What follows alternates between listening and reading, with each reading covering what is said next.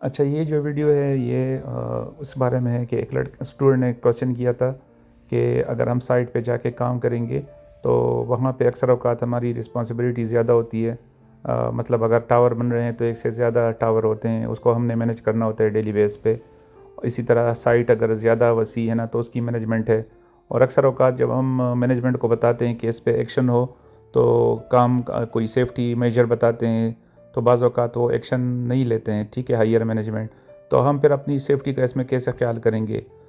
तो बात ये है कि जब भी आप कोई जॉब लेते हैं, आपको असाइन होती है, और ख़ासकर जब आप स्टार्टअप में करते हैं, तो जॉब डिस्क्रिप्शन ज़रूर पढ़ना चाहिए कि आपको उसमें क्या-क्या रिस्पॉन्सिबिलिटीज़ हैं और कितने जो है ना साइट्स को आप मैनेज करेंगे।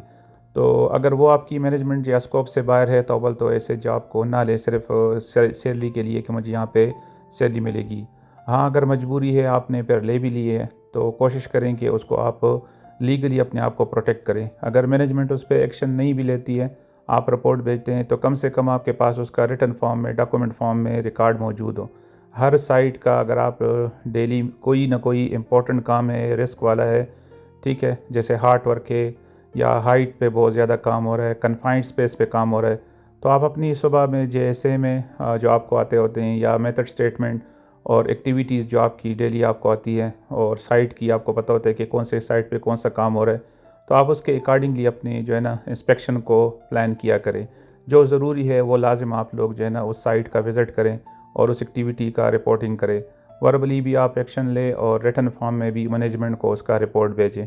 आजकल तो आसान है, व्हाट्सएप है, ठीक है, व्हाट्सएप ग्रुप बने होते हैं बहुत सारे साइटों के, उसमें आप उसकी जो है ना इमीडिएट अगर कोई इस तरह का रिस्क है, जैसे आप इमिनेंट डेंजर है, मतलब ख़तरा बहुत ज़्यादा है, तो इमीडिएटली आप अपने व्हाट्सएप में जो है ना अपनी मैनेजमेंट को उसमें रिटन फॉर्म में जो है ना आप उसको जो है ना पिक्चर के साथ या वीडियोस के साथ शेयर कर दें, ताकि वो रिकॉर्ड पे आ जाएँ।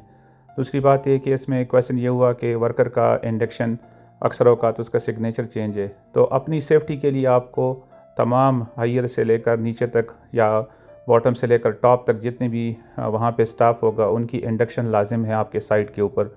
जितने भी आपके साइट है, उनका प्रॉपर रिकॉर्ड बनाना इंडक्शन का, और उसके बाद उनसे सिग्नेचर लेना। और अच्छी बात है कि आप उनसे जो है ना बायोमेट्रिक यानी थंब एक्सप्रेशन भी लिया करें, इसलिए कि वो चेंज नहीं हो सकता है।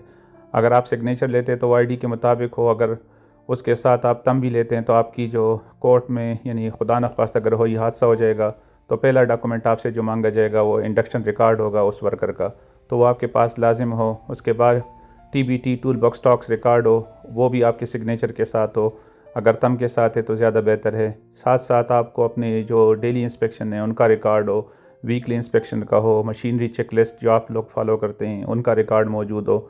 मतलब डॉक्यूमेंटेशन के लिहाज से आपने आपको अपने सेफ्टी फ़र्स्ट के लिहाज से अपना जो है ना ख्याल रखना है, ताकि आप दूसरों को बचाने से पहले अपनी सेफ्टी का ख्याल रखें। ऐसा ना हो कि आपके साइट पे काम हो रहा हो और आपके पास उसका फिर कोई भी जो है ना रिटन रिकॉर्ड ना हो।